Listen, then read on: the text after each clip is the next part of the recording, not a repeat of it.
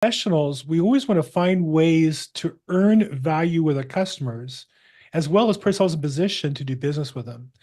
One of my colleagues and mentors, and if you're in real estate, if you're a professional real estate agent, one of our officers, one of our service provider representatives, has really combined her professional expertise to create unique value for customers and has a unique way of building business that's helped her build her successful business. I'm really excited to introduce Taunee English, who is the, boy, I always get this wrong. You're the incoming president of the GLAR?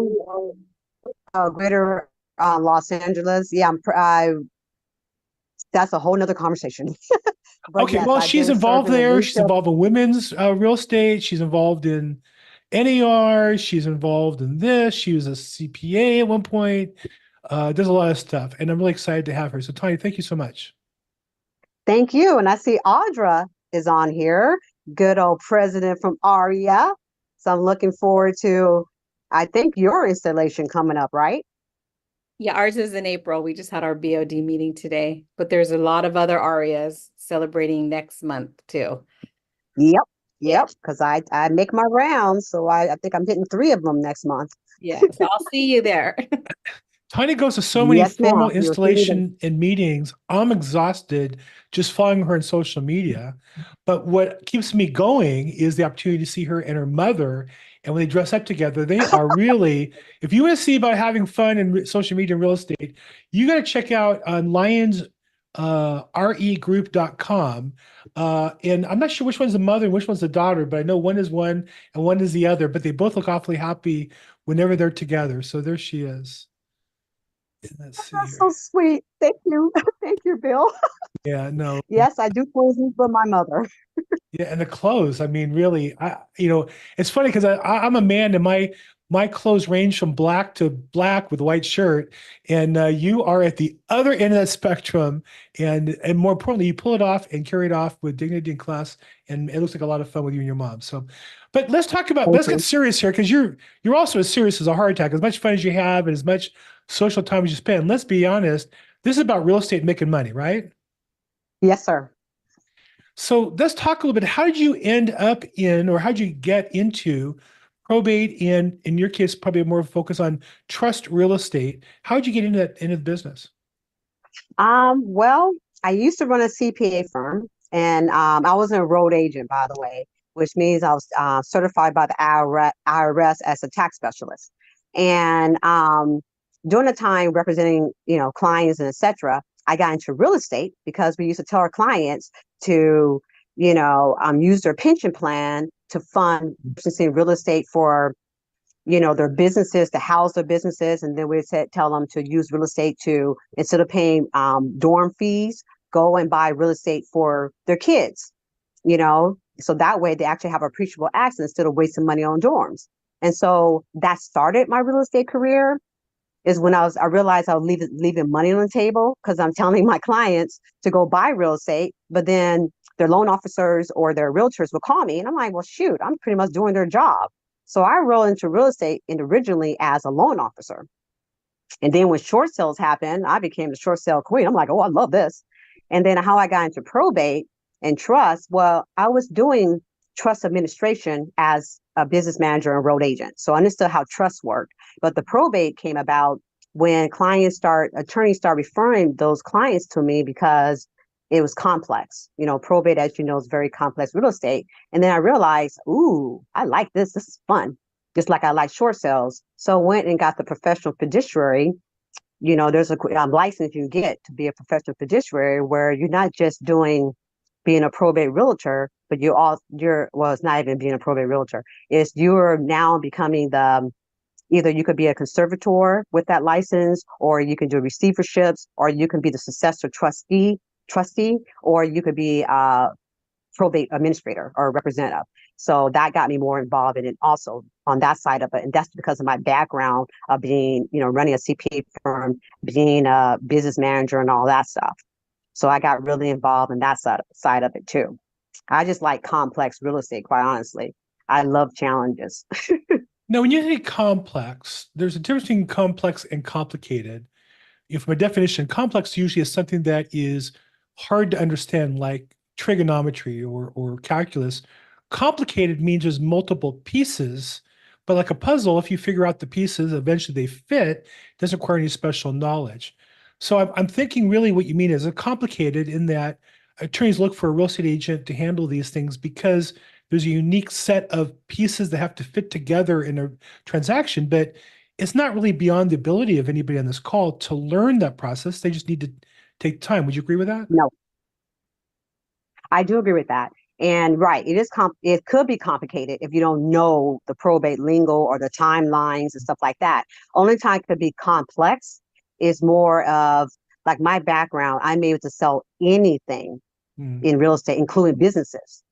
So I've Complex. had deals Valuing. where I'm not just selling, yeah, that's complex, where I'm selling because, some realtors don't have the commercial side of things, or they don't know how to sell a business because you're selling anything that's in that estate. Okay. Right. So I'm able to sell businesses as a business broker. I can sell business interests, trustees. So yes, so there's two things, the complex part of it and the complicated part of it. One of the things I want people who are on the call, most of your real estate agents and some of your investors to hear is not that Tawnee's successful because she was a this, and that. It's that she was a this, or that, and used real estate to monetize whatever it was, and use real estate to monetize those skills into real estate. So if you're a nurse, you can monetize your experience as a nurse with families in real estate in probate by helping families in that situation. If you're in sales, selling senior housing might be another niche. Mine, I had some background working Yep. with attorneys, and that was a niche that I pursued. And so I think for too many people, we find one avenue that realtors have to go down. And I don't think that's the case. I think better to find your unique skills. So describe that, Tony. Mhm. What's it like? You're not the average realtor. I've been in transactions with you, and I would say that you sell houses like your personality. You're strong. You're ferocious when necessary. You're polite and respectful when necessary, and are very meticulous in the process that you want to follow. That's you as a person, and I believe that's also how you sell real estate. You've been able to find a niche that allows you to express yourself that way. Well, I'm not ferocious. Can be. No, not at Oh, all. oh, come on now. No, Cross you, Tawny, and I love, I'm not ferocious. I just like numbers. I like negotiating. Mhm. That's all. And I like to sell things at the highest best use. So Mhm. I would say this, the ferociousness, you may say, is more of protecting my clients. Because I Yeah. always tell investors on the other that my goal is to sell things as the highest best use for my clients. I work for the beneficiaries. I don't care on the other side of working for the investors. I like to protect my clients. So I do tend to treat the clients' estates as my own in a way. Like I'm not going to let you cheat my clients. So I do tend to do extra work and do extra due diligence. Due diligence. I'm sorry. I have a retainer because I have a temporary tooth. And I do extra due diligence where I do go in and check the zonings and check what's the highest best use I can sell this property. So I do, and I like that kind of stuff. I like doing more research. I like telling a story of each property so I can sell it at the most because I'm dealing with beneficiaries that this is their only inheritance. Their parents or what our husband or whatever or our spouse, that's what they left them. And I want to, really honor that legacy by making sure I do the best job possible for that estate. Notice how ferocious she was in answering me. I'll point out for the record, you're the one who brands yourself as Lion's Real Estate. Lion with a lion head on it. And you remind me of the mama lion. She's like licking the cub, and then some other male lion comes by out of line and roar, and then back to licking the cub. That's kind of how I see you in your real estate practice as well. That as long as everybody's cool with your customers, you're fine. But if somebody tries to take advantage of you, stay back, move away quickly, and go about your business. So that's mine. So yeah, and one of the things we have a question from Christopher is that you are a licensed professional fiduciary. So explain how that works with your real estate practice. Do you act as a fiduciary and realtor? Do you act as a fiduciary with other realtors to work with them? Do you, as a realtor, know the role and can make sure the fiduciary does the job? How does being a licensed fiduciary supplement your business? So as a well licensed fiduciary, it really depends on your focus, right? Because as I said, as a licensed fiduciary is able to be a conservative, right? Receivership. They can do successor trustee or probate. So when I am, it depends because you can have a conflict of interest too, or you can have it where the conflict of interest where if you're the fiduciary and you're the realtor, because okay, let me back up. A professional fiduciary is able, especially on the probate side, is able to charge the same amount as an attorney, a probate attorney. Okay. And reason why they would do it, because in a way, a professional fiduciary can pretty much do the whole probate using an attorney.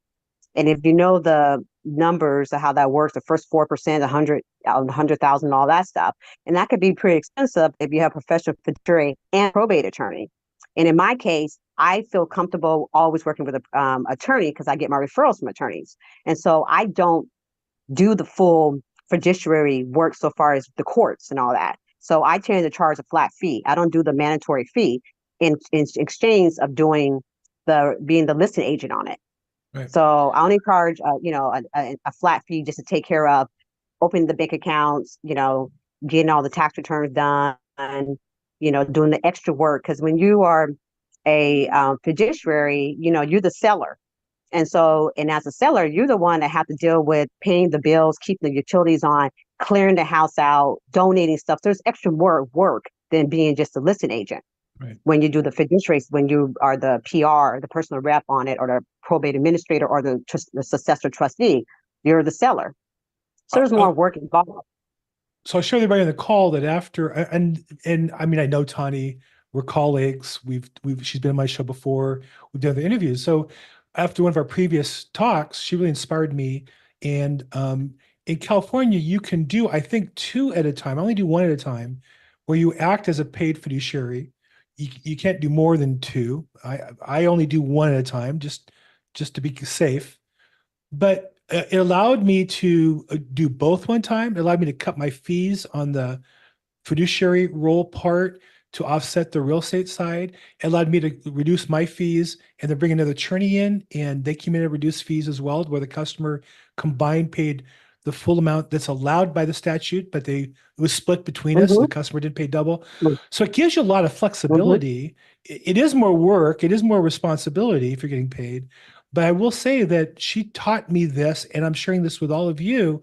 I don't know how it is in other states, but certainly California, these are additional skills you can develop and work on, and then bring that value to customer, and as a result, get paid. And that's what we're here to do. Have you ever thought about focusing? And also, too, Bill, just to add to that, Bill, also that you get more referrals from an attorney, because usually the probate, person is a family member, right? And if there's issue with the families not trusting each other and all that, you being the independent third party, it makes the attorney's jobs easier, especially if you know your stuff. If you think about it, if you add on the professional fiduciary side of things, right? It's almost like being an REO agent, a foreclosure agent, because as a foreclosure agent, you're pretty much doing the same thing. You're responsible for paying the bills, locking the house up, clearing it out, and all that. So it's almost similar. If you don't do the full fiduciary stuff and leave it to the attorney, then you are acting more like an REO agent. It's the best way to describe it. Right. Right. That makes sense. Let me just do some housekeeping real quick to get everybody here. Our guest today is Taunee English, lionsregroup.com, and there's a picture. And again, if you want to scroll down, you'll see pictures of her and her mom. And then you need to guess which one's the mom and which one's her in the matching outfits. But she's a real estate agent as well as a fiduciary, professional fiduciary licensed here in California. And then this is Probate Weekly. We get together every Thursday, 4 p.m. Pacific time. You can register there. We can continue the conversation at our Facebook group, probateweekly.com. We have 3,500 members. This is fantastic. We started about 3 months ago. And people come in here and post referral requests for attorneys, for realtors, and then your probate content. Courtney's one of our regulars where you can post your content to get more views, more likes, and all that good stuff. He also shared a great piece on some scripts on how to have conversations with personal representatives. This one is really fantastic. So feel free to join. But he's really taking advantage of that more than anybody else. Feel free to join it there. And then if you want to register, come in the Zoom call. If you're watching this on the recording or on YouTube, you can come in live at probateweekly.com, register on Eventbrite, and you'll get the Zoom link. We'd love to have you there. And then lastly, if you want more information with me, my link tree, linktr.ee/Bill Gross, has all the different links to the programs that I run, my social media, and all that kind of stuff. Love to have you reach out to me when appropriate. So, Taunee, I think, I lose you there, Taunee? Let's see. There No, you I'm go. here. I'm sorry, I'm having some video problems. So question we got is, do you see an increase or decrease in probate/trust matters based upon your geography? So I guess in the areas that you work, LA County, as I do primarily, do you see an increase, decrease, kind of steady? How do you see the market? Well, this is what I tell people. Probate and trust are definitely probate. Well, probate and trust, it's a niche that is not affected by recession. My joke is that, none of us are alive. Okay.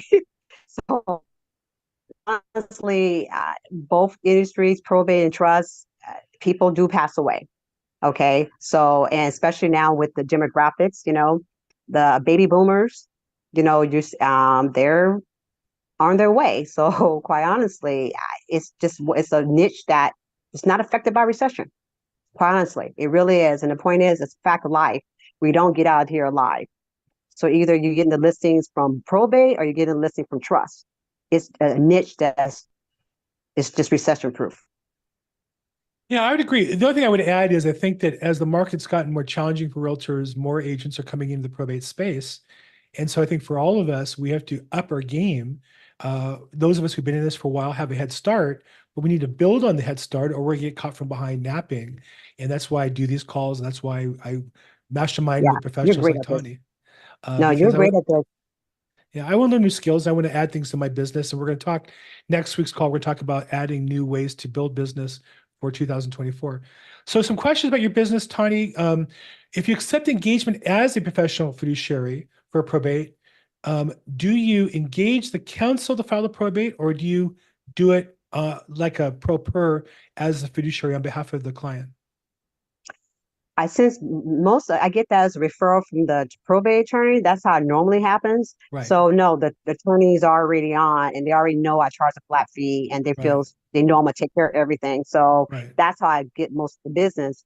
But when I don't get it that way, and usually, if we can trust the family members, then I'm just the listing agent. And then I would charge an extra fee if I'm just assisting the probate administrator in that. But one thing too, I would like to mention to people regarding what you said about building business with trust and probate is that, especially when buyers to have and this is how they can get referrals, possible referrals from attorneys, is advise your clients right when they're closing escrow and everything to put their properties in a trust. And then what I do is I get written in the trust, by the way, to be the person who sold the property. who sells the property. If it doesn't matter, they don't have to die. They could be upsizing, downsizing, or divorce. Okay. Or they die. One of the people, die, but I'm written in. I call it future accounts receivable. That's the accountant to me, right? And you get yourself written to trust because my spill or my pitch to them is that who else knows this property better than I? I was there to help you buy it. I was there for all the inspections. So I am the best person to sell the property. God forbid if something happens to either one of you and you need to sell. So that's something too that you can do with your buyers as part of, being a trusted real estate advisor. You want to tell them like probate, my favorite quote for probate, and I got this from a estate planning attorney, is probate is like filing a civil lawsuit against yourself and your heirs. Okay, because with a trust you can get for $1,500 to $2,500 or something like that, right? Probate, like for instance, $1 million, valuation, and basically, and let me help you out. That's based on the gross value of the estate, not if you have a $500,000 or $600,000 mortgage, right? That probate attorney or a professional official, whatever, you're paying a minimum of $25,000. Everybody knows your business. Probate can take 8, 9 months to a year. I have one now that I just picked up as a client. She's been in probate for 2 years. Now I just picked her up as a client.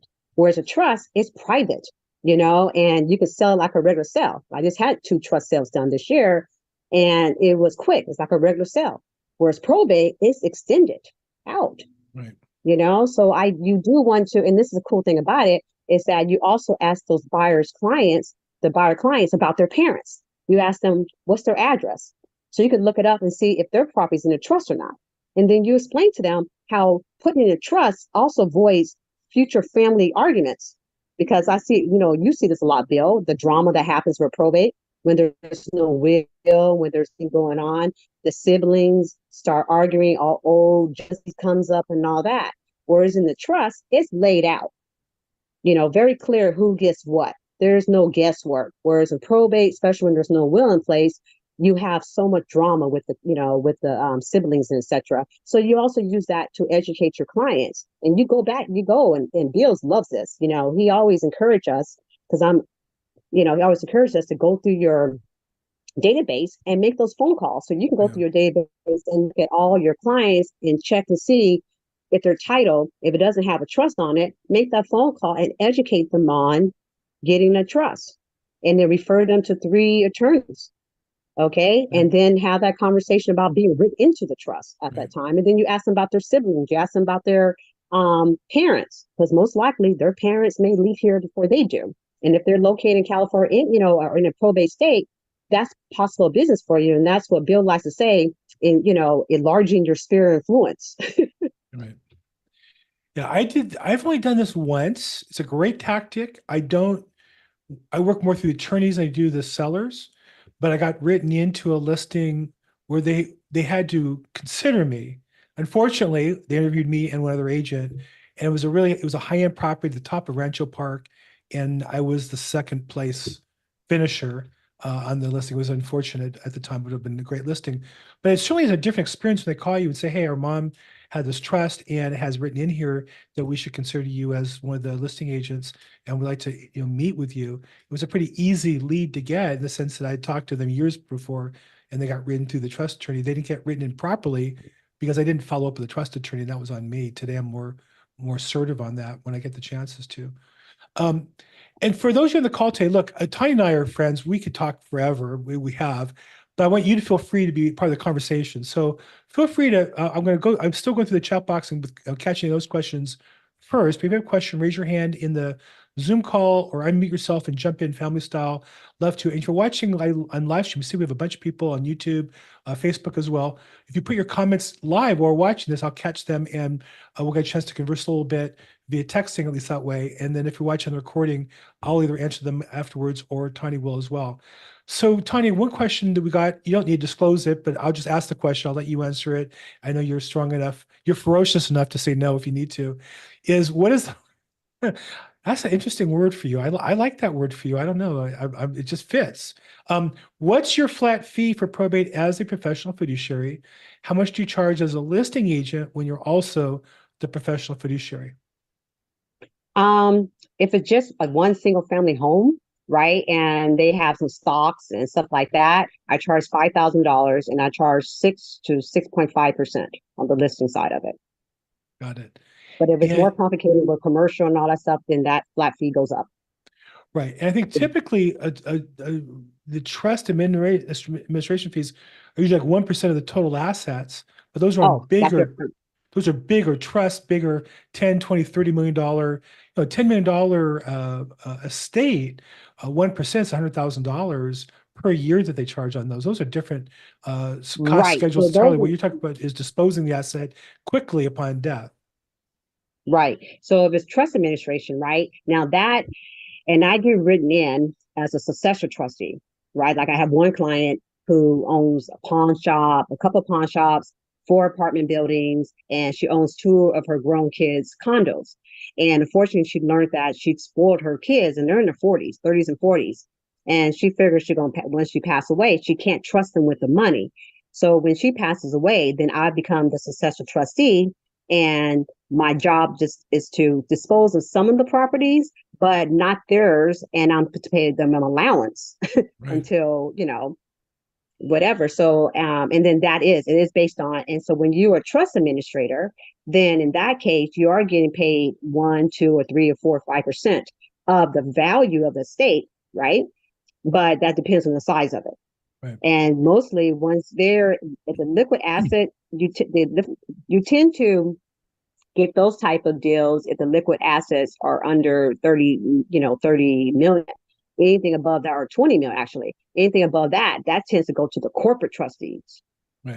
They tend to do those bigger deals. It's the, more of the corporate, like the banks and stuff like that. Right. But But there is a good need. There is, the firms. But right now, for anything assets like 30 million below, there is a need for more licensed professional fiduciaries who have the accounting. They do require, you need to have accounting or business background though, Yeah. because you're doing more of administration, even though you're not the accountant, because you're hiring the accountant, you're hiring the financial advisors, you're working with the stockbrokers, but they need to feel comfortable that you understand how to manage an estate. Right. Oh, very good. What counties do you accept engagements in? Well, I've done LA County, Orange County, and Riverside, because but what I tend to do is, in those other 2 counties, I do a co-listing.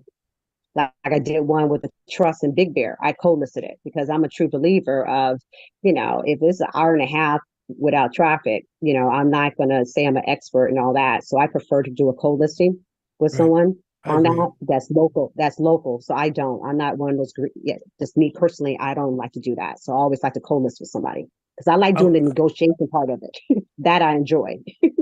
I'm with you. I mean, I sold houses in Inglewood and Baldwin Park and Whittier, and I have agents to help me with it here locally with the XP. So that's part of the beauty of being on a big team. We get this done. Matt Price shares that he had a judge give him a probate case to claim to have been fumbled by the attorneys. And so competency is the top thing they're looking for. Yeah, for sure. Competency, I think, is an important distinguishing factor. It's hard to prove competency, but if you're able to, to do that, you create a distance between yourself and the competition that I don't think other people can possibly keep up with.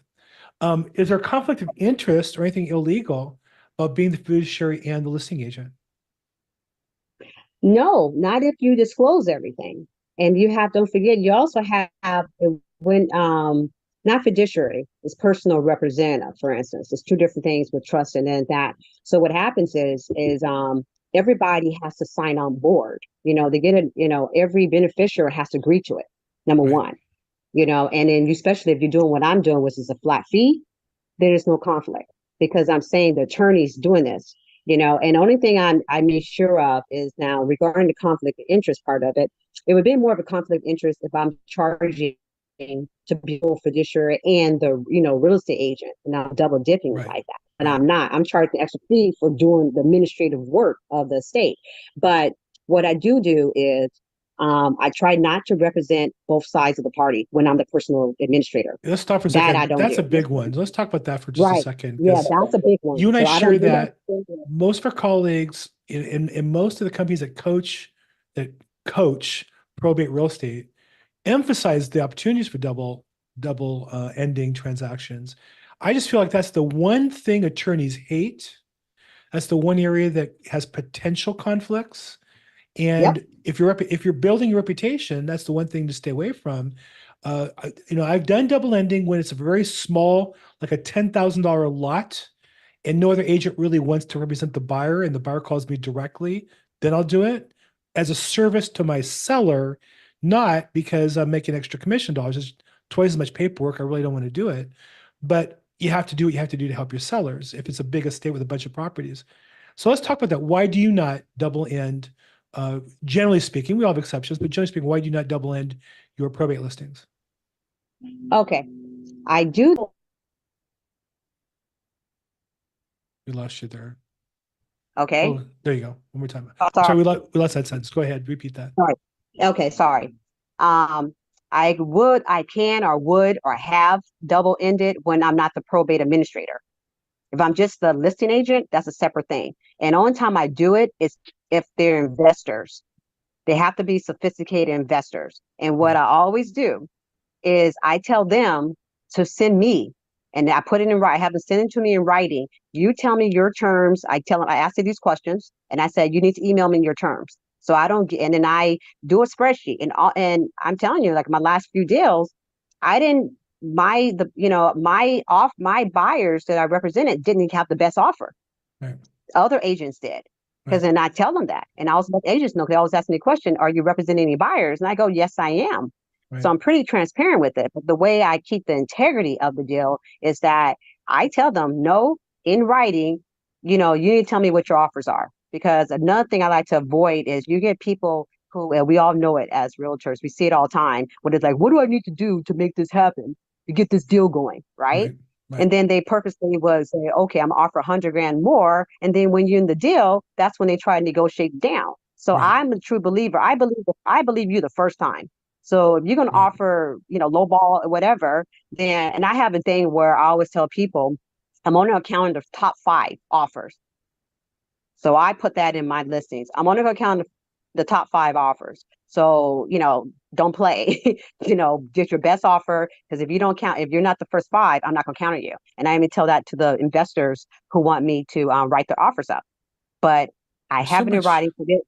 And I show it too. But what I do is I do a spreadsheet, and I show that to the attorney to let the attorneys know this is why I chose this buyer over this buyer. So they see I have full accountability, full transparency, Right. that they know why. If one of my buyers I'm representing wins, it's because of this and that. That they actually have the higher offer, they have the better terms, they would close faster, or whatever the case is. That's why they won. But oftentimes than not, the other agents win. There's a lot to unpack there. So I think one of the things you point out, with modern technology, I remember when the CAR came out with the form, they had multiple offers like on a piece of paper to share your Mm-hmm. customer. Now I just do a Google sheet and share it. But Yep. I have all Yep. the offers, all the terms, all the agents identified. So and I link to the offer documents. So they see everything that I have. And I'm looking at that Mm-hmm. myself to keep track of, their offer, their highest and best price, any notes they have on the file. And with technology now, it's so much easier to be transparent with those. Yep. Um, another thing you said, which is it's a very common practice that investors in particular will tell you whatever you want to hear to get into the deal. And then they'll start negotiating once they're in the deal. And it's really hard to flesh that out. That's kind of your job as an agent. One of the things I agree with you on, you had so much good value there. I'm just trying to repeat some of the things you said to highlight for those on the call that, I had a case recently where somebody offered 550, we'd offers at 600 and higher. And then they wanted to redo their offer at 600. I said, no, if you think it's worth 550, you're just getting 600 to get in the escrow. And then you're going to tell me you want a concession of $50,000. That makes no Mm-hmm. sense. I'm going to tell my seller that your offer is unreliable for that reason, because you think it's worth 550. There's no comp to Yep. change. The market didn't change. So I do think it's important to try to flesh out people who do that. There is really no solution. I mean, I recently had another case where, despite my best efforts, they came back and asked for like a 5% reduction. It was big. It hurt the seller a lot, but we got the deal closed. How do you, now I know based on your reputation, I know personally, but we have such a big market. How do you avoid getting into transaction with shaky, shady, buyers and buyers agents who are really going to be dishonest and potentially hurt your client? What are some of the tricks? You mentioned the transparency when you have multiple offers. What else do you do though to make sure the offer you're getting is actually real and legitimate? First, I do have a blacklist, so I do track realtors I know that are full of stuff. So I do have a list, by the I way. need It's in your my list, phone Taunee. too. I need your I have a, list. I have a list, and I have a list of investors who have, Am I on your list? played Hold it. games. Am I on your list? No, Okay. but I do have this list. But no, what I do is, because of my loan background too, I do, when they're looking for financing, I require what's called DUs, desktop underwriting approvals, because I can read those babies, because that tells me, I don't play that pre-approval letter stuff. I want to see a desk right underwriting approval, because I can read those and tell exactly how strong they are. So Yeah. I do that as one of my qualifiers. And then I've had it where, you have these so-called investors, or, wannabes. I look for those who are trying to do wholesale deals, because when they try to play that assignment game, right? and everything, sometimes they turn out to be wholesalers. So I know how to screen those out. I look at their proof of funds, and I really look at the proof of funds, because you have it where, they have it in a different corporation, but they're then what's listed on the purchase agreement.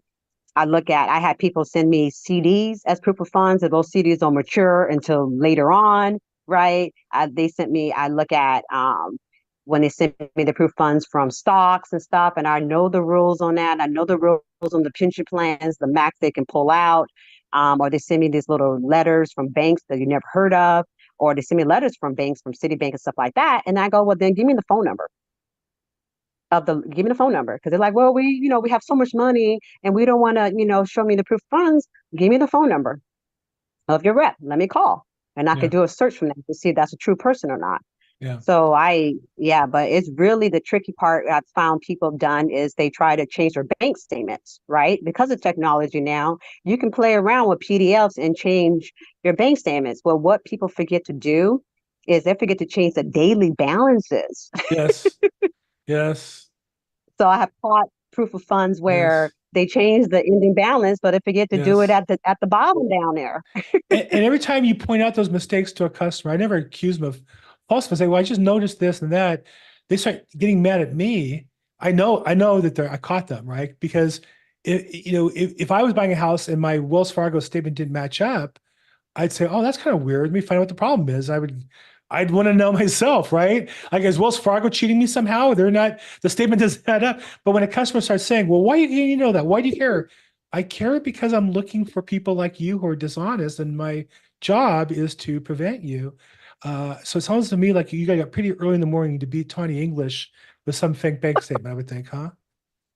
And I think these are things that for those agents on the call, they're newer and that are more focused on buyers.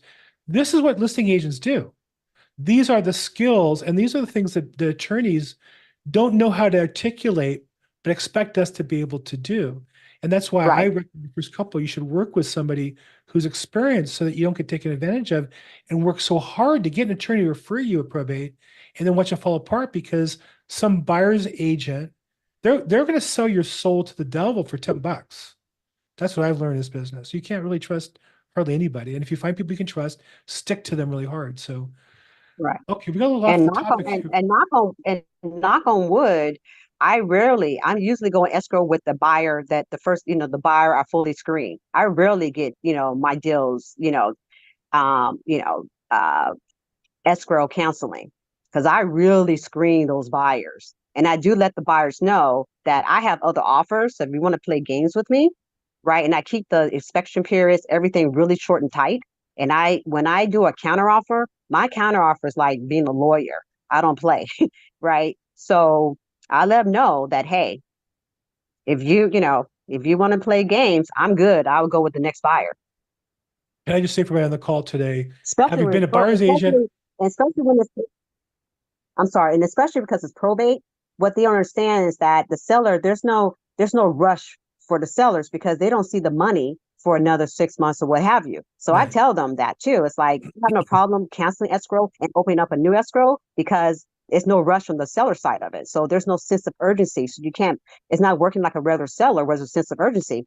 Probate, they're not going to see the money for a while anyway. So please, if you want to now try to go for a reduction, I would just go to my next buyer. So Can I I always say, tell them that too. as a previous buyer's agent on Tanya's listings, she's not exaggerating. Just, I'll leave it at that.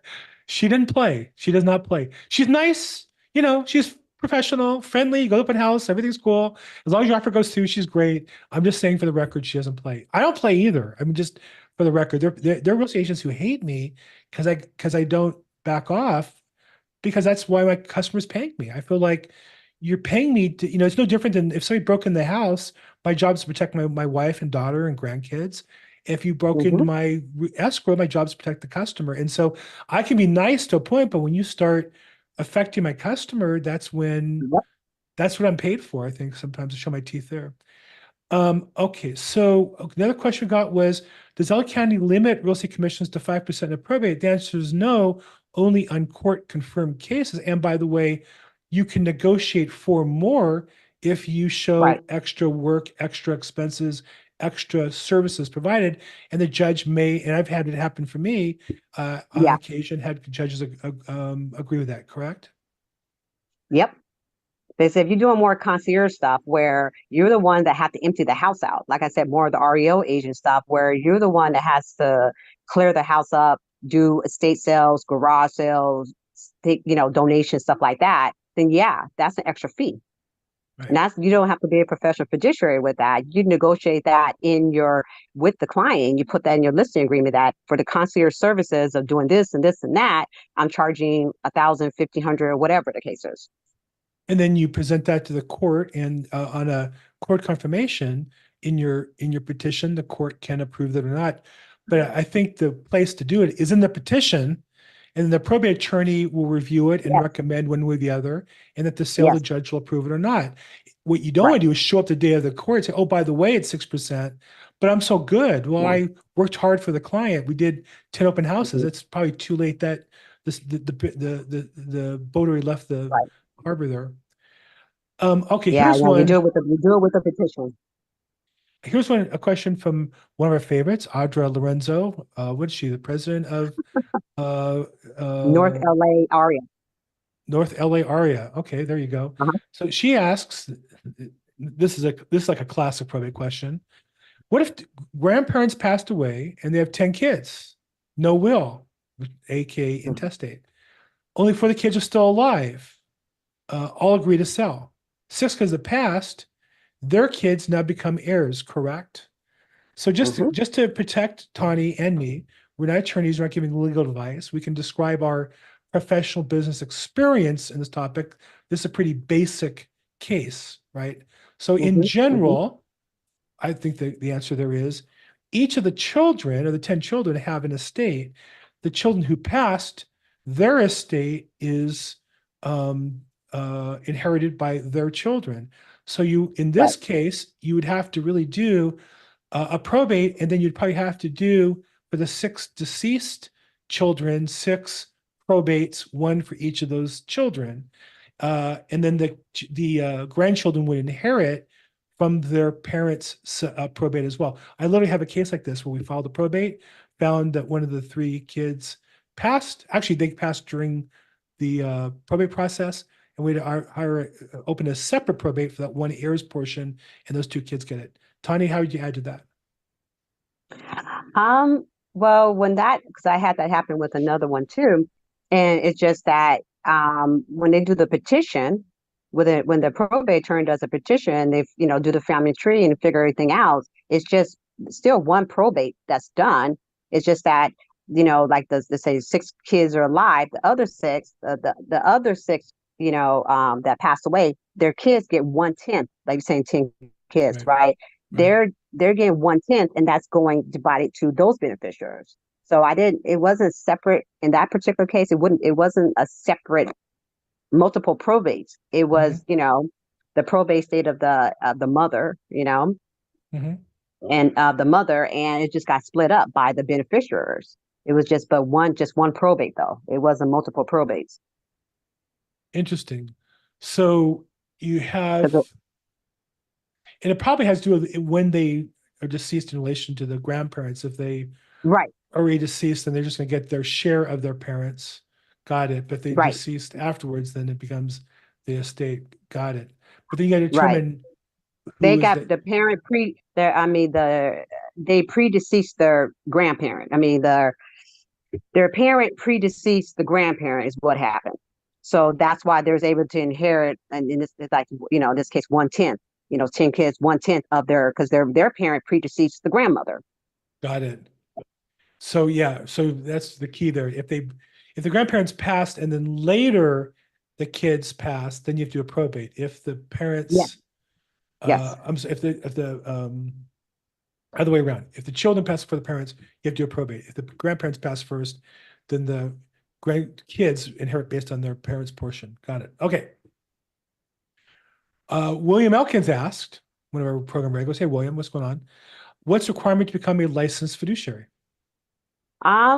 You have to, I would say one of the great ways to do it is take a online course at UC Riverside. They have what's called Fiduciary Management Certificate, right? It takes you like 6 months to do. And then you take that course and then you sit for the license. But the course is pretty good. It is at UC Riverside, totally online. It's pretty good. Most of the people that does it really are social workers and financial advisors. You'll find that out because most of the course is based on being a conservator. So you're learning more about because that license is more for conservatorship. It's only a small part that's about probate and trust administration. It's mostly conservatorship, just letting you know. So that's what that license is about is you're being a conservator of a person who no longer can take care of their financial needs or mental, have mental issues and stuff. So it's a lot about conservatorship. There's incredible need for fiduciaries, growing need. And I find all fiduciaries I talk to are pretty busy. I've interviewed a couple on this channel before. And conservatorships, more and more Yep. people are, Yep. are living longer, didn't plan ahead properly, have assets, have houses, and need somebody to handle that. So, So the course is called, I'm sorry, I see Joyce. So it's UC Riverside, and it's called Fiduciary Management Certification. Audra asks if we can share your blacklist. No, I'm getting Taunee's blacklist. Nobody else gets that. First, I want to make sure I'm not on it. If I am, I'm going to take myself off of it. And second, because we're colleagues, you can't be sharing blacklists with other agents. That's definitely a problem. Okay, what if I was down the kids? Living in the state you're in, and of course, yeah, Matt points out all that depends on what state you're in. Very different in different states. Right. So each state has their own laws, and so we're talking about the principles in general. And Joyce, I think we answered that. UC Riverside as the class. Actually, if you find the link, post it in the chat. I'm going to look for myself and post it in the notes if I can find it. Is the website good? I assume you have to take a test after the course. Yeah. Certification. Right. So each course is kind of cool. So you do quizzes after each course. You do quizzes. They have you set up on. You do how it works is. Oh, I'm hearing noise. How it works is it's online, but you are with the professor for each of the courses, right? So you meet online and you with your group of students that's online with you. So you do homework, but you every week you're meeting online like a real life class, and they do they put you in team. You do some teamwork. See, I was known. I ended up getting a reputation of Taunee only want to work with dead people. That was the reputation. It's like, no, I don't want to work with them alive. So I do not want to do conservatorship. So they count on me to do the numbers because you also have to do as a conservator. You have to manage the estate, or as a trust administrator too. You have to manage the estate, and you also have to have some actual, numbers so far as how long would their assets last so they can stay in their house, or when is the time where you have to move them into a full, assisted facility and things like that. So I was the one who did all the numbers part of it, right? And then there's two types of conservatorship, right? And they already knew that one conservator, which is more your social worker types, they will work with dealing with taking care of the person's health, physical, making sure they're all right, and, making sure they're taken care of. Another type of conservator, which would be more like me, we're just dealing with the money and the finances, and sometimes you have conservators that does both, or some that does twice too, because some people can trust someone to take care of the person's individual body, etc., and but they don't have the trustworthiness to take care of the finances.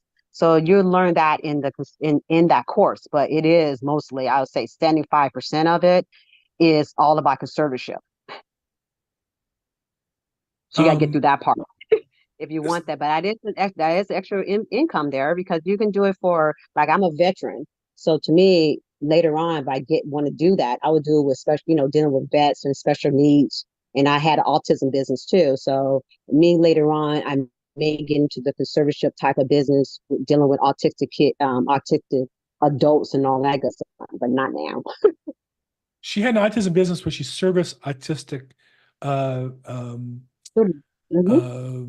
patients or people who had autism where their families special needs. She didn't create autism or sell autism. She serviced people who had autism and their families.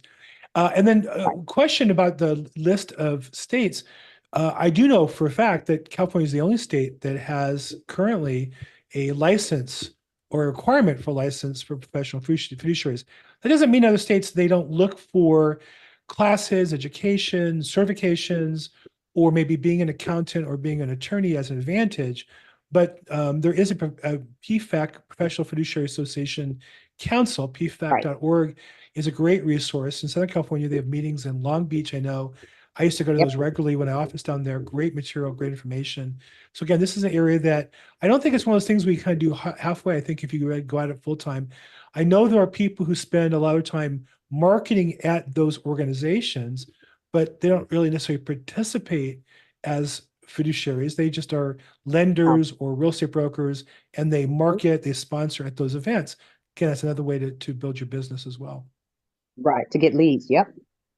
Yeah, you meet people, and of course, like every business, there's a certain amount of personality involved in it, and people do business with people they know, like, and trust. And so if you're there and have a drink with them or whatever, in a conference, sit with them, learn with them, and actually learn the material. I don't think it's you want to look like you're learning the material with them. I think you want to learn the material so you can speak their language and be effective and help them Yes.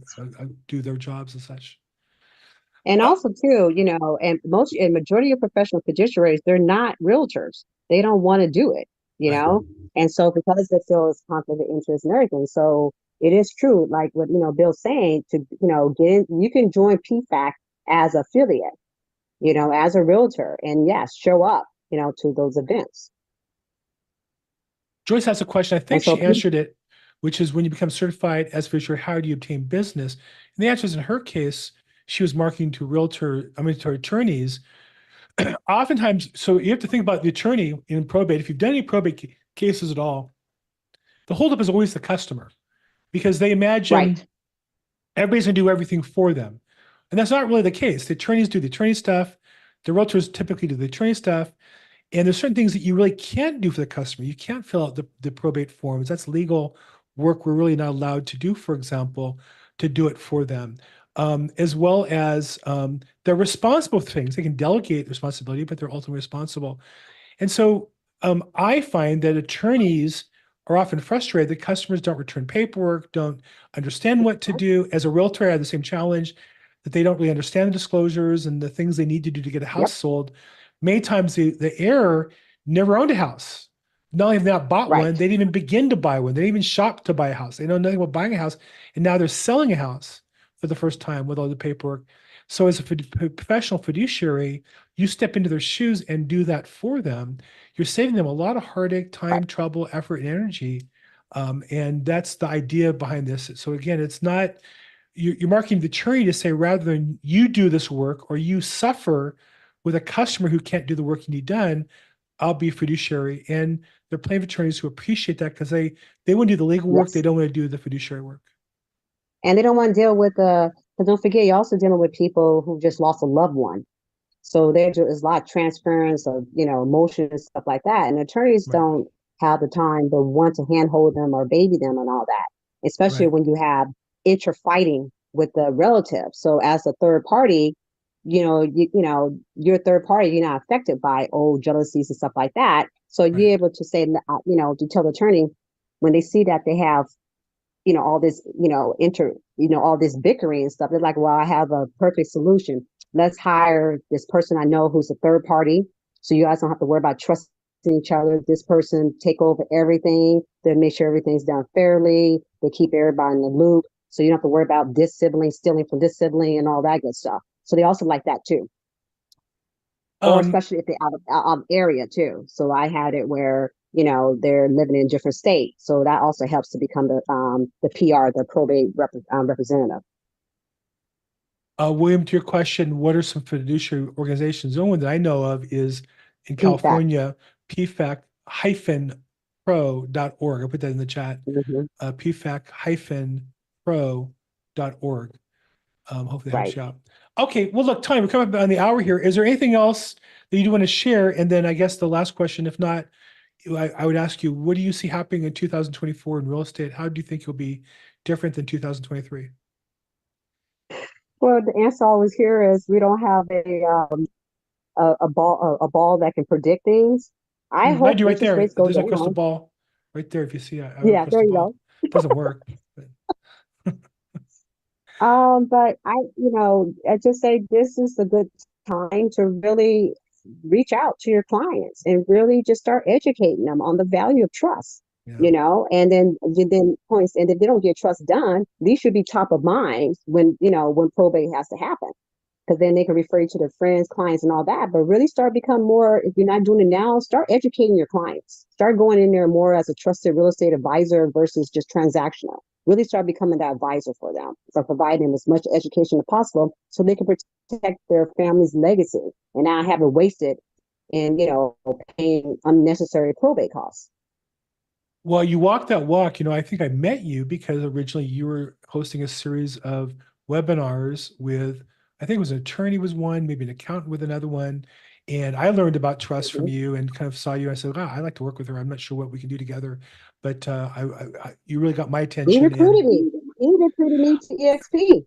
well, Yeah, he I don't was know the if one I'm who encourage you to is I just wanted to work with you and I just felt like I could add value to your business and I thought you could add value to mine. I think you really yeah. have to me personally. So fantastic. No, I love Well, Bill. Bill's good. And Bill, you're really passionate about this, by the way. This man he really does earn the right of being the LA probate expert. He's so passionate about probate. And what I admire him, which I don't have the personality for, is that I don't know if he's still doing that after during COVID, but he goes to courthouses and yeah, talk and go up to attorneys and talk to them to get yeah, the leads. yeah. Yeah, it was more productive before COVID. Now that there's not Right. as many people there, that's why I've done more online. But yeah, I felt like, and I met attorneys there, and as a result, you know, proved that I was serious and I knew things. And you also, when you're there, I encourage every agent who's interested in probate, whatever county you're in. Our county happens to have 9 courthouses 5 days a week. In some counties, you only have one courtroom. It's only one day a week, but I would be there every day of the week. I mean, I'd be there if it's one day a week, I'd be there that every one day, every week to learn because at some point you become the expert. If you're there and nobody else is, then you know what's going on. You know the judge, what he'll accept, what he won't accept, or she won't accept. That you can kind of learn the edges of what get things through, and that makes you valuable. So I would encourage you to do that. So thanks for reminding me of that, Taunee. Well, Taunee, thank you so much for your service to our realtor community. Thank you so much for your service to our business community here in Los Angeles. Thank you for being you. Shout out to your mom. Love you guys' Facebook fashion show. keeps me. And then you also were holding. Who was you holding a Facebook? Was that a nephew or was that who was that? Your with Yeah, the that's my little nephew. I call him my grandbaby because I raised his mother. So it's kind of like mm, grandbaby nephew. mm. Well, I don't really have a social life. I live my social life through Tanya's Facebook posts, and I have a pretty active social life. So, if I was a woman, that's how I'd want to dress. I think sparkly and with a lot of color. I just think you and your mom really pull it off. Anyhow, for those of you, on behalf of the whole phone call here and for our community, thank you for everything you do.